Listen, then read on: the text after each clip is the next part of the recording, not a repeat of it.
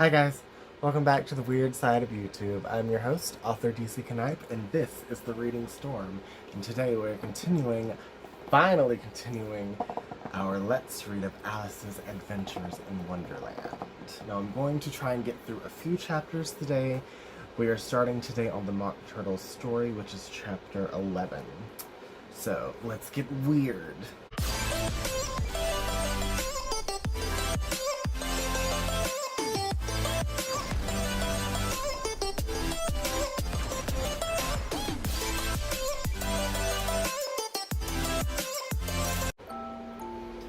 "You can't think how glad I am to see you again, you dear old thing," said the Duchess as she tucked her arm affectionately into Alice's, and they walked off together. Alice was very glad to find her in such pleasant temper, and thought to herself that perhaps it was only the pepper that had made her so savage when they met in the kitchen. "When I'm a duchess," she said to herself, not in a very hopeful tone though, "I won't have any pepper in my kitchen at all. Soup does very well without. Maybe it's always pepper that makes people hot-tempered," she went on, very much pleased at having found out a new kind of rule, "and vinegar that makes them sour, and chamomile that makes them feel bitter, and barley sugar and such things that make children sweet-tempered. I only wish people knew that. Then they wouldn't be so stingy about it, you know." She had quite forgotten the Duchess by this time, and was a little startled when she heard her voice close to her ear. We're gonna see what she said to her in a second. The Duchess is ugly. She's so fucking ugly. Okay. The Duchess says, "You're thinking about something, my dear, and that makes you forget to talk. I can't tell you just now what the moral of that is, but I shall remember that in a bit." "Perhaps it hasn't one," Alice ventured to remark. "Tut tut, my child," said the Duchess. "Everything's got a moral, if only you can find it." And she squeezed herself up closer to Alice's side as she spoke. Alice did not much like keeping so close to her, first because the Duchess was very ugly, I was correct, and secondly because she was exactly the right height to rest her chin upon Alice's shoulder, and it was an uncomfortably sharp chin. However, she did not like to be rude, so she bore it as well as she could. "The game's going on rather better now," she said, by way of keeping up the conversation a little. "'Tis so," said the Duchess, "and the moral of that is, oh, 'tis love, that makes the world go round." "Somebody said," Alice whispered, "that it's done by everybody minding their own business." "Ah, well, it means much the same thing," said the Duchess, digging her sharp little chin into Alice's shoulder, she added, "Hi, Tills. And the moral of that is, take care of the scents, and the sounds will take care of themselves." How fond she is of finding morals in things, Alice thought to herself. "I dare say you're wondering why I don't put my arm around your waist." "Is she?" the Duchess said after a pause. "The reason is that I'm doubtful that about the temper of your flamingo. Shall I try the experiment?" "A little strange, I said before I was rudely cut off by one Tillicent McMuffin. Off with her head!" "Don't smack at me, you rude thing." "He might bite," Alice cautiously replied, not feeling at all anxious to have the experiment tried. "Very true," said the Duchess. "Flamingos and mustard both bite, and the moral of that is, birds of a feather flock together." "Only mustard isn't a bird," Alice remarked. "Right, as usual," said the Duchess. "What a clear way you have of putting things." "It's a mineral, I think," said Alice. "Of course it is," said the Duchess, who seemed ready to agree to everything what Alice said. "There's a large mustard mine near here, and the moral of that is, the more there is of a mine, the less there is of yours." "Oh, I know," exclaimed Alice, who had not attended to this last remark. "It's a vegetable. It doesn't look like one, but it is." "I quite agree with you," said the Duchess, "and the moral of that is, be what you would seem to be, or if you'd like it put more simply, never imagine yourself not to be otherwise than what it might appear to others that what you were or might have been was not otherwise than what you had been would have appeared to them to be otherwise." What? I think I should understand that better, Alice said very politely. If I had it written down, but I can't quite follow it as you say it. That's nothing to what I could say if I chose, the Duchess replied in a pleased tone. Pray don't trouble yourself to say it any longer than that, said Alice. Oh, don't talk about trouble, said the Duchess. I make you a present of everything I've said as yet. A cheap sort of present, thought Alice. I'm glad you don't give birthday presents like that. But she did not venture to say it out loud. Thinking again? The Duchess asked, with another dig of her sharp little chin. The Duchess is weird. I've a right to think, said Alice sharply, for she was beginning to feel a little worried. Just about as much right, said the Duchess, as pigs have to fly, but here, to Alice's great surprise, the Duchess's voice died away even in the middle of her favorite word, moral. And the arm that was linked into hers began to tremble. Alice looked up, and there stood the Queen in front of them with her arms folded, frowning like a thunderstorm. A fine day, Your Majesty, the Duchess began in a low, weak voice. Oh, not like that at all then, more like, a fine day, Your Majesty. Now I give you fair warning, shouted the Queen, stamping on the ground as she spoke. Either you or your head must be off, and that in about half no time. Take your choice. The Duchess took her choice, and was gone in a moment. Stop, Tilly, she's messing with my thingy. Can you see her? Can you see her? Do you see her, people? This is what I must put up with. Okay. Let's go on with the game, said the Queen to Alice, and Alice was much too frightened to say a word, but slowly followed her back to the croquet ground. The other guests had taken advantage of the Queen's absence and were resting in the shade. However, the moment they saw her, they hurried back to the game, the Queen merely remarking that a moment's delay would cost them their lives. All the time they were planning, the Queen never left off quarreling with the other players and shouting, "Off with his head," or "Off with her head." Those whom she sentenced were taken into custody by the soldiers, who of course had to leave off being archers to do this, so that by the end of half an hour or so there were no archers left, and all the players except the King, the Queen, and Alice were in custody and under sentence of execution. Then the Queen left off, quite out of breath, and said to Alice, "Have you seen the mock turtle yet?" "No," said Alice. "I don't even know what a mock turtle is." "It's a thing mock turtle soup is made from," said the Queen. "I've never saw one or heard of one," said Alice. "Come on, then," said the Queen, "and he shall tell you his history." As they walked off together, Alice heard the King say in a low voice to the company generally, "You are all pardoned. Come, that's a good thing," she said to herself, for she had felt quite unhappy at the number of executions the Queen had ordered. They very soon came upon a griffin lying fast asleep in the sun. If you don't know what a griffin is, look at the picture. There is no picture yet. There is no picture yet. "Up, lazy thing," said the Queen, "and take this young lady to see the mock turtle and hear his history. I must go back and see after some executions I have ordered." And she walked off, leaving Alice alone with the griffin. Alice did not quite like the look of the creature, but on the whole she thought it would be quite as safe to stay with it as to go after the savage Queen, so she waited. This is the griffin. The griffin. It looks like a dragon right here, actually. The griffin sat up and rubbed its eyes, then it watched the Queen till she was out of sight, then it chuckled. "What fun," said the griffin, half to itself, half to Alice. "What is the fun?" said Alice. "Why, she," said the griffin. "It's all her fancy, that. They never execute anybody. They never executes nobody, you know. Come on." "Everybody says come on here," thought Alice, as she went slowly after it. "I never was so ordered about in all my life, never." They had not gone far before they saw the mock turtle in the distance, sitting sad and lonely on a little ledge of rock, and as they came nearer, Alice could hear him sighing as if his heart would break. She pitied him deeply.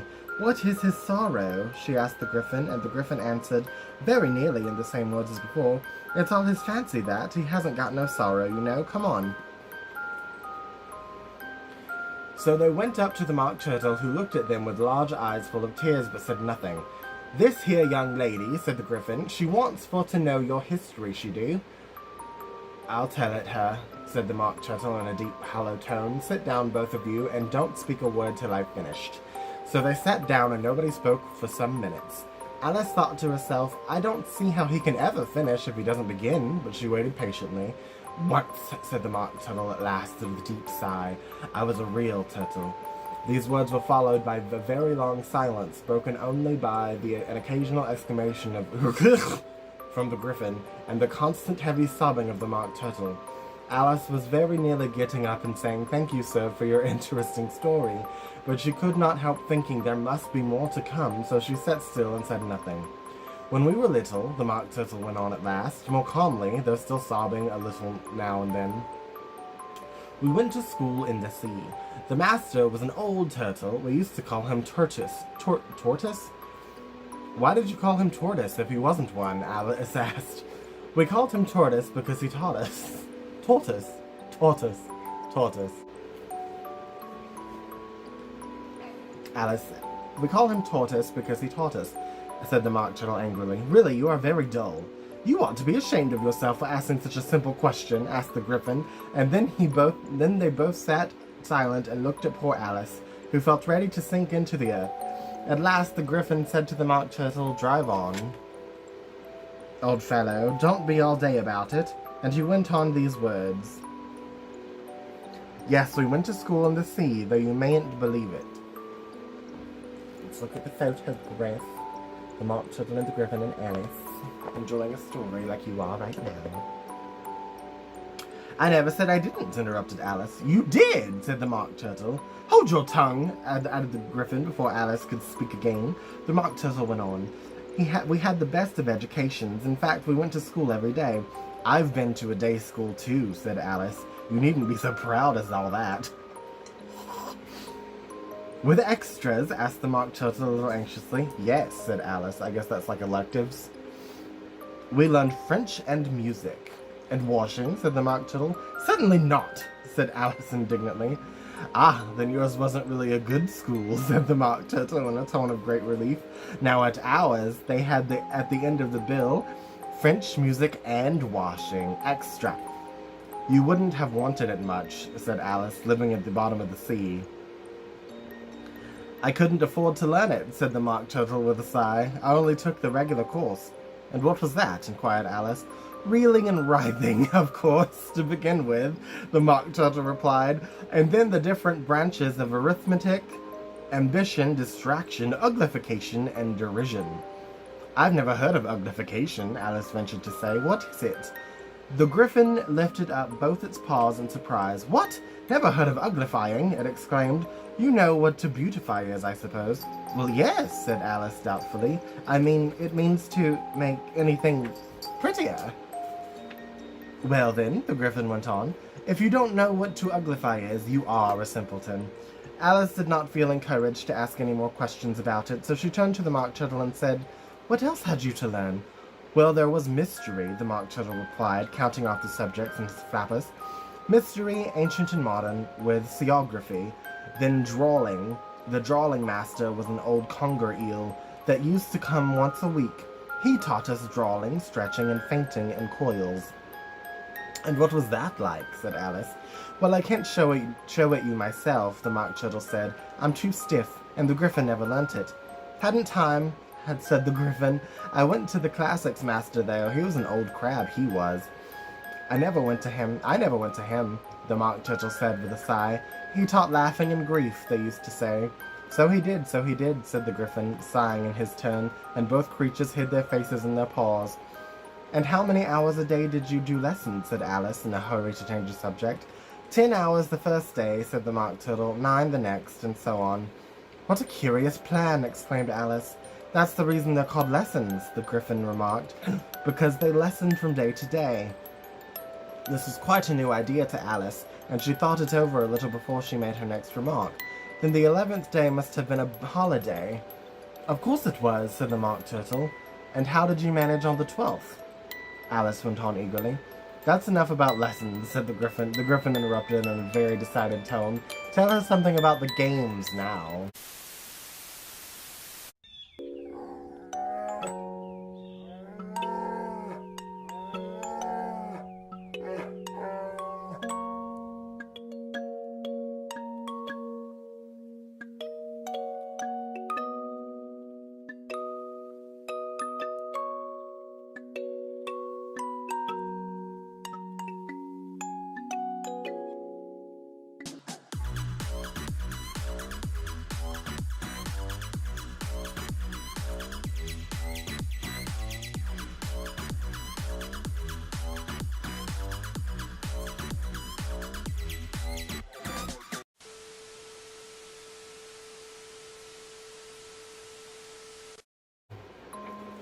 We are going to continue with... Oh, that was chapter 9 of 11. This is chapter 10, The Lobster Quadrille, whatever that means. The Lobster Quadrille.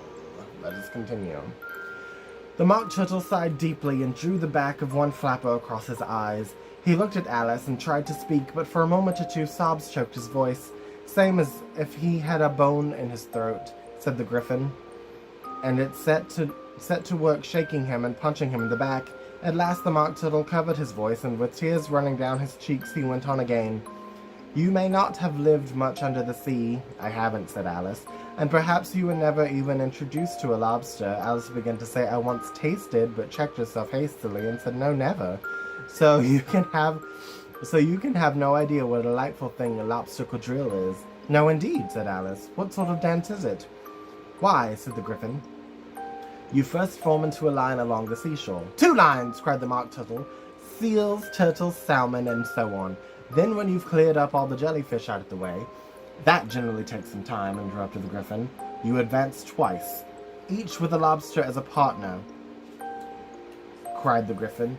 Of course, the Mock Turtle said. Advance twice, set to partner. Goodness, cat!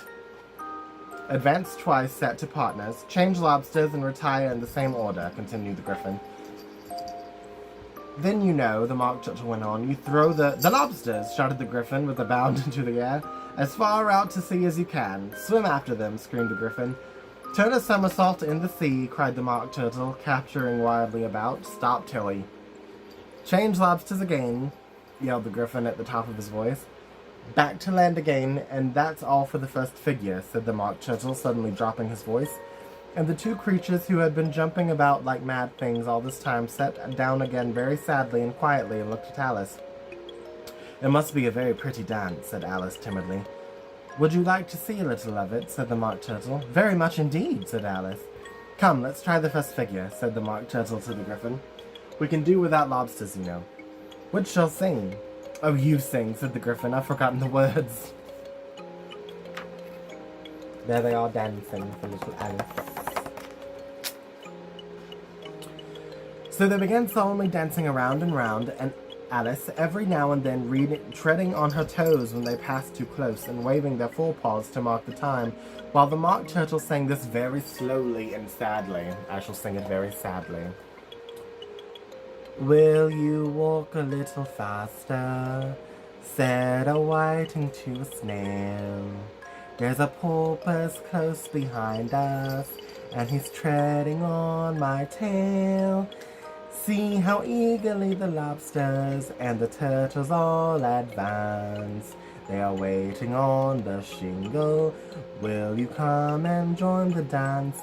Will you, won't you, will you, won't you, will you join the dance? Will you, won't you, will you, won't you, will you join the dance? You can really have no notion of how delightful it will be when they take us up and throw us with the lobsters out to sea. But the snail replied, too far, and gave a look askance. I don't know what that word is. Said he thanked the whiting kindly, but he would not join the dance. Would not, could not, would not, could not, would not join the dance.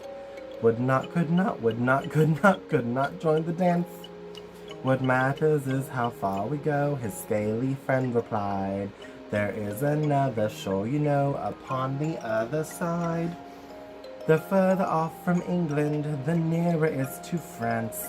Then turn not pale, beloved snail, but come and join the dance. Will you, won't you, will you, won't you, will you join the dance? Will you, won't you, will you, won't you, will you, won't you, join the dance? Thank you, it's a very interesting dance to watch, said Alice, feeling very glad that it was over at last. And I do so like the curious song about the whiting. Oh, as to the whiting, said the Mock Turtle, you've seen them, of course. Yes, said Alice, I've often seen them at She checked herself hastily. This is making me hungry, it is. Very hungry indeed.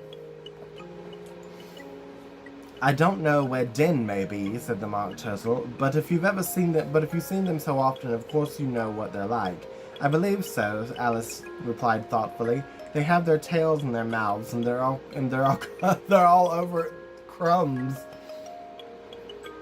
You're wrong about the crumbs, said the Mock Turtle. Crumbs would wash off in the sea, but they have their tails in their mouths, and the reason is... Here the Mock Turtle yawned and shut his eyes. Tell her about the reason and all that, he said to the Griffin. The reason is, said the Griffin, that they would go with the lobsters to the dance, so they got thrown out to sea. So they had to fall a long way, so they got their tails fast in their mouths. So they couldn't get them out again, that's all. Thank you, said Alice. It's very interesting. I never knew so much about a whiting before. I can tell you more than that if you like, said the Griffin. Do you know why it's called a whiting? I never thought about it, said Alice. Why? It does the boots and shoes, the Griffin replied very solemnly. Alice was thoroughly puzzled. Does the boots and shoes, she repeated in a wondering tone. Why, what are your shoes done with, said the Griffin. I mean, what makes them so shiny? Alice looked down at them and considered a little before she gave her answer. They're done with blacking, I believe. Boots and shoes under the sea, the Griffin went on in a deep voice, are done with whiting. Now you know. And what are they made of? Alice asked in a tone of great curiosity. Soles and eels, of course. The Griffin replied rather impatiently. Any ship could have told you that. If I'd have been the whiting, said Alice, whose thoughts were still running on the song, I'd have said to the porpoise, keep back, please, we don't want you with us. They were obliged to have them with them, the Mock Turtle said. No wise fish would go anywhere without a porpoise. Wouldn't it really? Said Alice in a tone of great surprise. Of course not, said the Mock Turtle. Why, if a fish came to me and told me he was going on a journey, I would say, with what purpose? Don't you mean purpose? Asked Alice. I mean what I say, said the Mock Turtle replied in an offended tone, and the Griffin added, come, let's hear some of your adventures. I guess that's a shrimp. I can tell you my adventures, beginning from this morning, said Alice a little timidly, but it's no use going back to yesterday because I was a different person then. Explain all that, said the Mock Turtle. No, the adventures first, said the Griffin in an impatient tone. Explanations take such a dreadful time. So Alice began telling them her adventures from the time when she first saw the White Rabbit. She was a little nervous about it just at first. The two creatures got so close to her, one on each side, and opened their eyes and mouths so very wide, but she gained courage as she went on. Her listeners were perfectly quiet till she got to the part about her repeating, "You are old, Father William," to the caterpillar, and the words all coming different, and the Mock Turtle drew a long breath and said, "That's very curious." "It's all about as curious as it can be," said the Griffin. "It all came different," the Mock Turtle repeated thoughtfully. I should like to hear her try to repeat something now. Tell her to begin." He looked at the Griffin as if he thought it had some kind of authority over Alice. "Stand up and repeat. 'Tis the voice of the sluggard," said the Griffin. How the creatures order one about and make one repeat lessons, thought Alice. I might as well be at school at once. However, she got up and began to repeat it, but her head was so full of the lobster quadrille that she hardly knew what she was saying, and the words came very queer indeed. "'Tis the voice of the lobster," I heard him declare. "You have baked me into brown, I must sugar my hair. As a duck with its eyelids, so he with his nose trims his belt and his buttons, and turns out his toes.